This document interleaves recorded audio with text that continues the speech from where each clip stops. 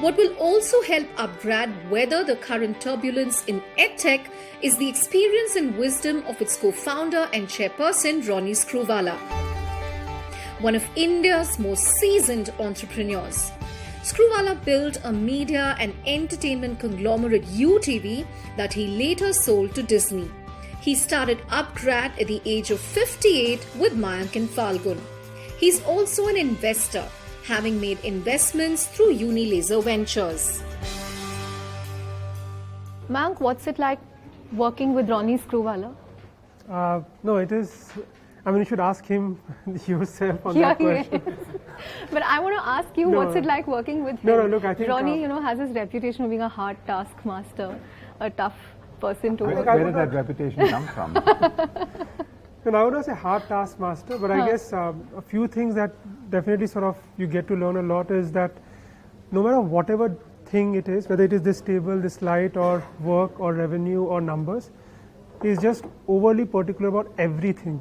And I don't know how he gets that energy, how he gets that work, but for everything, he wants to be extra sort of thought through and thinking it through, and that's something that I'm trying to pick up, but it's very difficult to pick up that trait because he has had that experience of doing it for so many years. So when you say he's exacting, he knows every part of the business? Every part of the business, more than perhaps the business owners also. More than what I should be knowing. That also is true. Also is what But Ronnie, are all entrepreneurs inherently micromanagers? I mean, I wouldn't call it micromanagement, but you have to kind of have that attention to detail. I think there's a misnomer that attention to detail is micromanagement.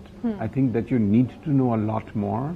I'm not somebody who, if somebody asks 5 questions, I'll say, okay, let me open my laptop, let me figure this out.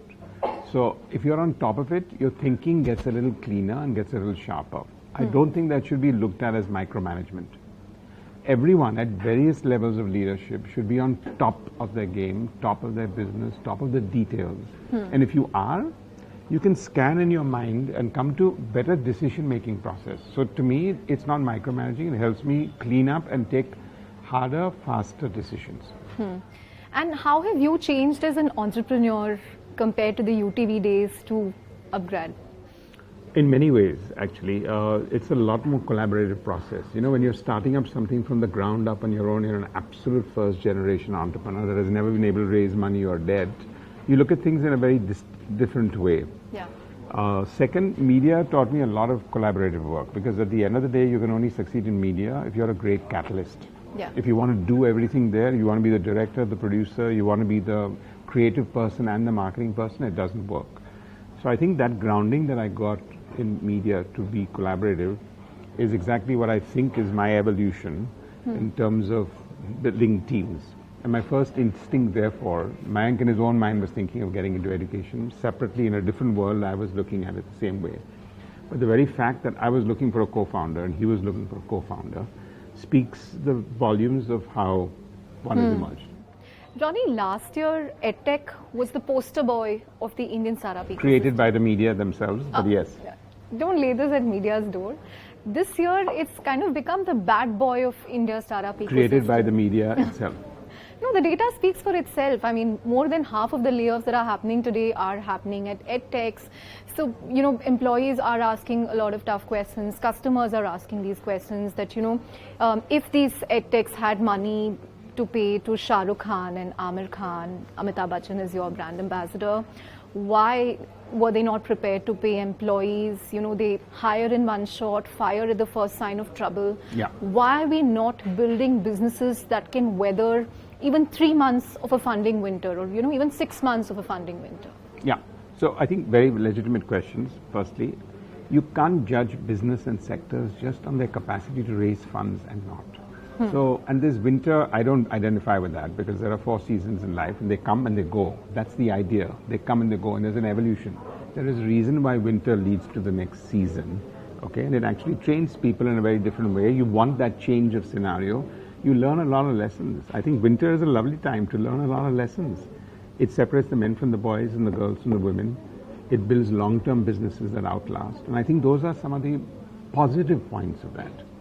Coming specifically to EdTech, yes, when you're immature or naive and you get funded heavily, and then those same people sitting on your board say, where's the next level of growth? Why don't we diversify? At that stage, your cue is, let's pick it up and go forward, because obviously you raise more money than you needed. That's the first premise. So when you raise more money than you actually needed, because you were advised by the same people that take it from me, because otherwise you never know when I'll close the doors, I'll continue raising my own money and do $10 billion funds, but that's what it is. Then you diversify. So what you're seeing here is a correction.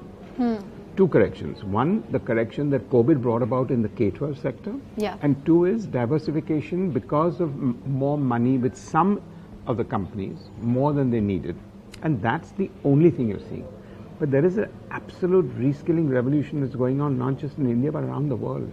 That's not slowing down. Do learners want to change their domain and vocation?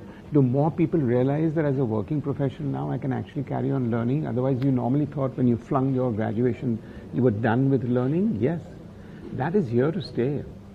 So the hockey stick of K-12 and the excessive funding, those two are the only things that have actually changed. And thank God they've changed, because you're now in a sane time, a very good time, you can build things.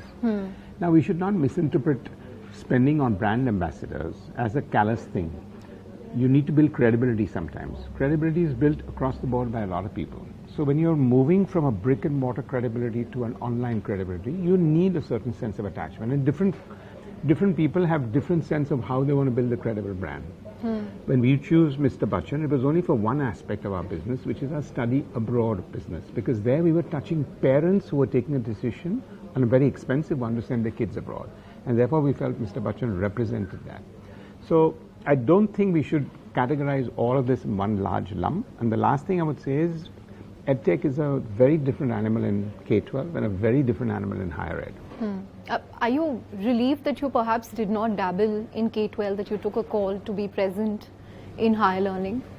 I mean, because the chickens have come to roost, at least for K-12. I can't be relieved, because I was very clear that is something we didn't want to do that. And I think when Mayank and I first came together, he was more clear than I was, that if you want to build an EdTech company around the world, then outcomes is going to be the most important thing, and ROI for your learners is going to be the most important thing, and you'll only see that in higher education. You won't see that in K-12. Do you think the tech has consumed the ed part when it comes to some of these unicorns? It should consume, right? Because you're actually now creating a very selective process of being able to aspire and go to a university, which 99 out of 100 people can't go.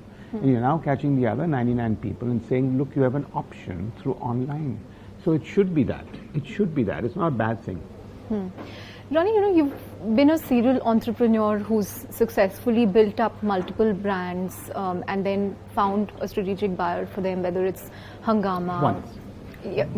Once. Yeah. So it's not serial, and I've not continually the same person who bought Hungama bought UTV, which is the Walt Disney company. Just